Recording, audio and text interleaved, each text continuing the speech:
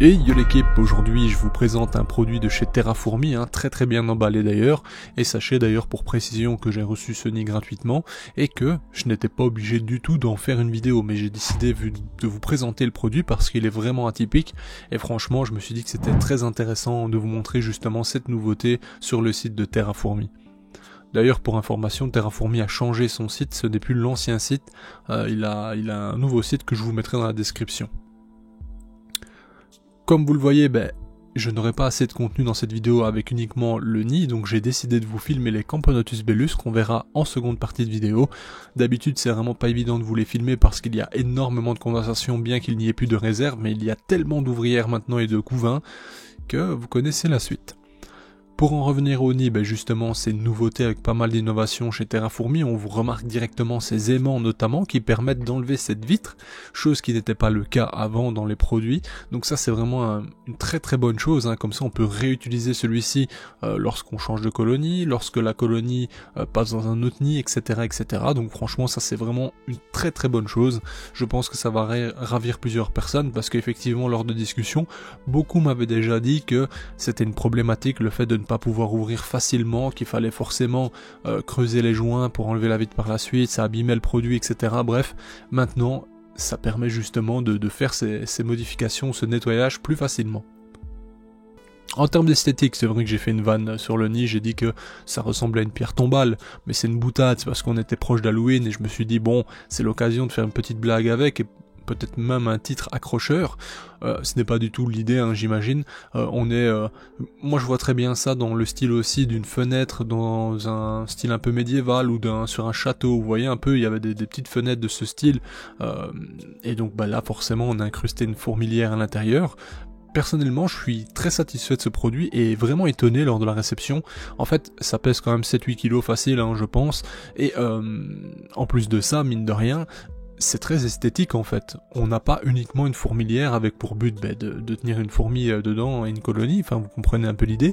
Je pense que ce type de fourmilière, on peut sans aucun problème les poser sur un meuble dans une maison avec la petite serre de chasse devant, sans que ça ne dénature vraiment la maison elle-même, ou sans qu'on ait, vous savez, un peu cette impression d'avoir, je sais pas moi, un petit bordel sur le meuble, alors que là non, je trouve que si le meuble est proche du mur par exemple, vous le mettez justement contre et tout, ça peut vraiment donner un style. Bref, après à vous de voir ce que vous en faites bien entendu, mais je trouvais que franchement le style était très atypique et c'était vraiment pas mal du tout pour notamment les gens qui n'ont pas des centaines de colonies et qui voulaient juste en élever une ou deux et enfin bref. En tout cas, j'ai fait des tests bien entendu sur la réserve pour savoir un peu comment ça se passait, si la transmission de l'humidité se passait bien, combien ça pouvait contenir. Sachez que cette réserve qui est percée, j'imagine de la même façon chez dans tous ces nids, peut contenir environ 45-50 ml plus ou moins. Donc après à vous de voir selon l'hygro que vous voulez à l'intérieur, si vous voulez plus d'hygro ou pas, bref vous allez voir comment ça réagit en quelques minutes. J'ai fait ces tests là pour vous montrer déjà dans un premier temps, parce que effectivement les nids en pierre reconstituée comme celui-ci, des fois l'hygro ça passe pas trop bien ou un peu moins bien. Bon, chez Terrafourmi ça va généralement assez bien, mais bon, j'ai fait le test tout de même. Vous allez voir que l'absorption en 10 minutes même pas laisse directement des traces qui nous permettent de voir que ça a bien absorbé, et on le voit notamment dans le milieu du nid prochainement, enfin dans les prochaines images.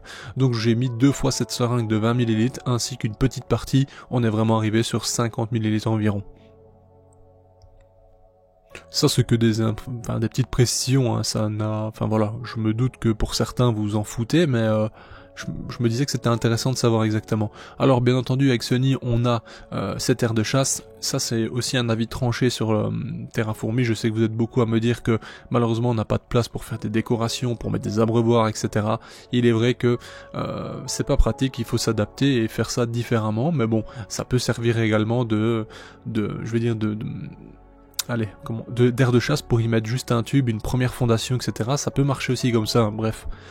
À vous de voir ce que vous voulez en faire. Et ici on voit donc l'humidification qui se fait directement dans le centre, parce que forcément c'est un trou qui est percé sur la longueur jusqu'à, pas dans le fond, on le voit très bien en image, mais presque. Donc voilà, ça c'est à vous de voir ensuite combien de fois vous allez humidifier donc les 50 ml, une fois, deux fois pour que ça s'étende ou pas. Bref, je trouve qu'avoir une humidité centrale c'est pas plus mal. Après à vous de me dire ce que vous en pensez. On va conclure rapidement, même si vous allez déjà voir des images des Camponotus bellus. Au final, donc Terrafourmi m'a envoyé ce produit gratuitement, je le remercie, ça fait vraiment plaisir. Je vais pouvoir l'essayer de vous en parler justement sur la durée. Il faut encore que je choisisse une colonie à mettre dedans. Ceci dit, en ce moment, il y a également 10% sur son nouveau site pour profiter de l'occasion du nouveau site. Donc, je vais vous mettre ça en description et allez voir s'il y a des choses qui vous intéressent. Bref, c'est un artisan français. Donc voilà, je vous laisse les cartes en main. Je ne vous pousse pas du tout à l'achat, mais sincèrement, je suis assez content de ce nid qui m'a envoyé. Maintenant, bien entendu, reste à le tester. Pour ce qui est des autres produits, généralement, c'est plutôt correct. Je n'ai jamais eu vraiment de problème avec. Enfin, de toute façon, vous pouvez le voir sur la chaîne de manière globale. Bref, passons maintenant au Camponotus bellus. Et oui, ça c'est vraiment l'espèce que, une des espèces que vous préférez sur cette chaîne, parce que je vais dire l'espèce que vous préférez, non, mais non, au final, vous êtes quand même vraiment fan des Singularis, faut laisser ce qui est. Et puis j'ai quand même quelques pépites maintenant, comme le Myrmecocystus. Bref, on va pas faire on va pas tout énumérer, ça sert à rien. Mais en tout cas, celle-ci, c'est vrai que ça a fait une sorte de buzz. Il y a un moment, lorsque je les ai présentés notamment, c'était un peu la folie, tout le monde en cherchait. C'est encore le cas, les gens les cherchent très clairement. Mais je vous avoue que c'est vraiment, vraiment rare. Et c'est peut-être aussi pour ça que des gens m'en proposent des sommes folles, même si il faut vous dire qu'il y a des Philippins qui en possèdent vraiment un peu à 2 mètres de leur maison, qui en ramassent en masse, mais qui sont incapables de les envoyer dans de bonnes conditions. Donc au final, il n'y en a pas en Europe, il y en a nulle part, parce que voilà, ça marche pas comme ça en fait. Bref. Revenons-en au fait de ma petite fondation colonie, parce que maintenant on est sur un bon, je ne sais pas combien, mais franchement c'est quand même petit, donc on peut aller très vite dans les nombres. On est sur un bon 300, 400, 500 ouvrières, j'en sais rien. Il y a un tube rempli constamment à ras-bord et une autre partie où il y a une petite cinquantaine, centaine d'ouvrières qui stagnent dedans. Vous le voyez, il n'y a plus de réserve d'eau, cependant j'ai toujours de l'humidité. Pourquoi? Tout simplement parce que un nombre conséquent de fourmis qui absorbent du liquide sucré et qui est à la chaleur, qui a des déjections, qui a ci, qui a là, enfin bref, ça fait une sorte d'évaporation, d'humidité, etc. Forcément, plus les larves qui sont nourries mais qui, entre guillemets, sont posées contre la chaleur, etc. Enfin, vous voyez un peu le style, ça crée parfois des petites couches, justement, d'évaporation au plafond de ce tube, et donc, il y a toujours cette humidité qui me semble nécessaire pour elle, donc je n'ai pas besoin de changer de tube, ni de réserve, ni de stresser tout le monde, donc franchement, c'est plutôt pas mal. Cependant, il y a un gros souci, c'est que je ne sais vraiment pas dans quoi je vais les déménager plus tard. Là, franchement, il serait peut-être temps de leur proposer quelque chose, mais j'ai aucune idée de ce que je veux leur proposer, et j'ai un petit peu peur de les déménager parce que je ne veux surtout pas perdre cette colonie. Vu la rareté et la difficulté pour en avoir, sachant que j'ai 3 reines d'ailleurs, si vous connaissez pas encore vraiment l'espèce, j'ai 3 reines dans cette colonie, elles sont fortement polygynes. Quand je dis fortement polygynes, c'est que d'après les rumeurs, d'après les Philippins qui ont déjà mis la main sur des nids et qui malheureusement les ont ouverts, on peut trouver des 20, 30, 40 reines au même endroit, ce qui est tout simplement affolant. Les nids peuvent comporter des milliers d'individus, donc de toute façon vous le voyez un peu, ça évolue très très vite, et j'imagine que vu que moi je suis dans des je vais dire des températures, des conditions approximatives, n'ayant pas d'informations précises, certes ça fonctionne très bien, je touche du bois, vous le voyez, j'ai une très jolie évolution, mais ça se trouve en nature ça évolue certainement encore mieux, et à voir, parce que peut-être qu'il y a beaucoup selon les lieux, il y a peut-être une grosse concurrence pour l'alimentation, donc je ne sais pas, j'imagine, je fais des hypothèses, mais en tout cas, je trouve que c'est assez affolant. Alors, pour la coloration, vous le voyez, fait intéressant, on a donc des médias majors dans la colonie qui sont donc avec des grosses taches blanches ou noires, à vous de voir et de déterminer ce que vous préférez. Est-ce que ce sont des taches blanches ou est-ce que ce sont des taches noires sur le gaz? Bref, je pense que la coloration principale est noire et qu'on a des taches blanches. Ensuite, vous voyez que en fait toutes les ouvrières ont des petites taches, mais on les voit pas spécialement. Elles sont principalement en dessous du gastre. Les pattes, à la base des pattes, elles sont vraiment blanches transparentes. Ensuite, elles viennent sur une coloration un peu jaune orangé doré. C'est assez spécial, comme les antennes d'ailleurs. Bref, c'est hyper stylé. Les reines, par contre, quant à elles, sont vraiment magnifiques, on a donc cette même coloration que les majors, ça pond en même temps, Donc les 3 reines, on est vraiment sur une activité en même temps, il n'y a pas une reine qui domine et qui pond, contrairement aux autres ou quoi que ce soit, non, tout le monde bombarde, et donc c'est hyper intéressant.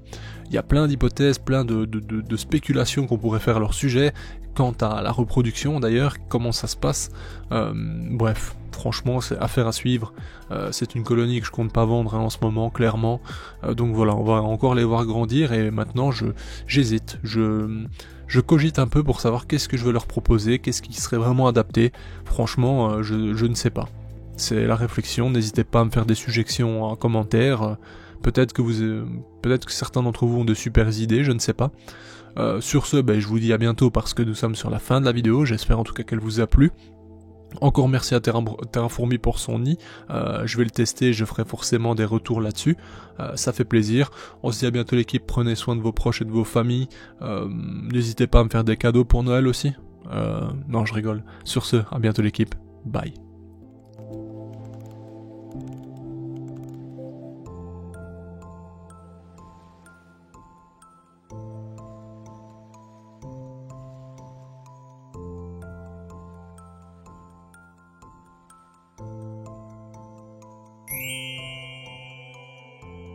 Hey, si toi aussi tu as apprécié la vidéo, n'oublie pas de t'abonner, de laisser un like, voire un commentaire, ou même de nous suivre sur les réseaux.